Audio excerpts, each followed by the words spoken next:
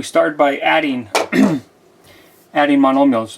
And so if you suppose you have a 2x to the third and a 5x to the third, suppose that was given, you could say to yourself, whoa, it looks like someone distributed an x to the third. If someone had distributed an x to the third, would have been a 2 and a 5 in there first to begin with. That would allow you to distribute it using the distributive law and get that expression right there. This, of course, is the distributive law being used a bit backwards, but still the distributive law is being used to undistribute, not so much to distribute.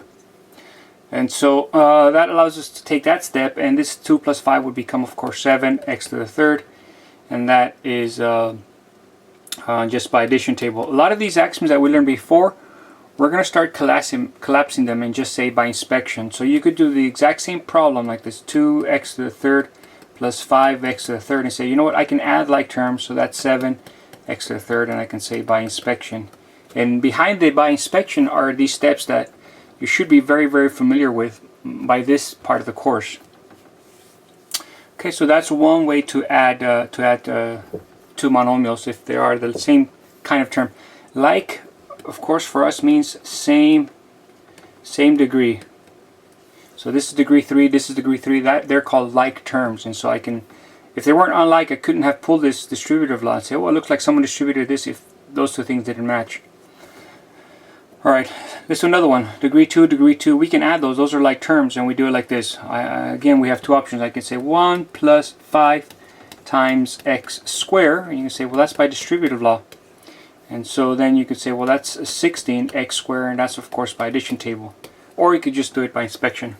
Notice this idea of adding like terms is very, very generic. It could apply not just to x squares or x thirds, but really anything. Think about this example. If I had 11 cats plus 5 cats, okay, that's good enough for a cat. Suppose that was given, you can say, whoa, it looks like someone distributed a cat. So I could undistribute the cat and say, well, this would mean the same thing as 11 plus 5. And so this would be by distributive law. Distributive law is really what helps you understand this. 11 cats plus 5 cats is equal to 16 cats. I can do better. I used to be an art major. No kidding. Alright, so this is what allows you to say that you can add like terms. This is what it means. If you have cats and cats, they're the same kind. 11 cats plus 5 cats will give you 16 cats. What it means is you wouldn't add 11 cats and 5 dogs and say that's 16 dogs. Not always the case. That's what it means here. Add like terms, and behind it, of course, is the distributive law. It's clean steps, and also you should be able to do this by inspection, because these sort of steps you should be very, very comfortable with. Okay, it's called adding like terms. Same thing for subtracting. We always change all subtractions, to additions. We add the inverse. That's the definition of subtraction. And then, of course, I have 11x's and a negative 5x's. That would give me a grand total of positive 6x's, and I'll just BI that one by inspection. Clear? How about this one? 11x squared plus 5x. Well, now you see I can't say someone distributed an x because this one doesn't have an x, it has an x squared. And I can't say they distributed an x squared because this one only has x. In fact, these are unlike terms. So this is degree 2, this is degree 2, and this is degree 1. And I'm afraid we won't be able to add much there because they're unlike terms. It's like saying 11 dogs plus 5 cats. They're not like terms, and so that's as good as it gets today as far as adding goes. We only add like terms, and we don't add unlike terms. Sometimes you get a couple polynomials and you're asked to add them. This binomial plus that binomial. I'll do the first one very, very methodically here, using all our power of perfect thinking here. Perfect logic, and then I'll do it by inspection. Okay, here's one example done with perfect logic. So I have 2x plus 3 plus 5x plus 1. I was adding four items, and now I've taken away the parentheses. That's allowed by associative law of addition. Not only that, but I could associate any two that I want. When I'm adding 4 items, instead of adding these two and those two, I could add the middle two if I wanted to. That's no more nor less an associative law of addition. And then, of course, I could take these ones and swap them, 5x plus 3, and that's called commutative law of addition. And the reason for doing that makes it legal, but the reason it makes it helpful is because I want to get all the x's together. These are all the x's together, and I want to get all the constants together, all the degree 1 pieces together and the degree 0 pieces together. That's why I move the 5 over closer to the 2 and the 3 closer to the 1. Then I can reassociate again. I get 2x plus 5x plus 3 plus 1, and that of course is associative law again. Here I can say, whoa, it looks like someone distributed an x. So that would be 2 plus 5 times x plus 3 plus 1. That's called the distributive law. Here if I was to distribute back, I'd get that step. And this of course is 7x plus 4. And that's by addition table. And that right there is perfect step-by-step infallible logic using all the axioms that we learned our first week. This is how you add, this is why you add like terms. And then we could do the same problem again in a different way. I could do it 2x plus 3. Here, let me jot down your memory. Recall. Do you guys remember when you were in grade school, you would have to add numbers like this?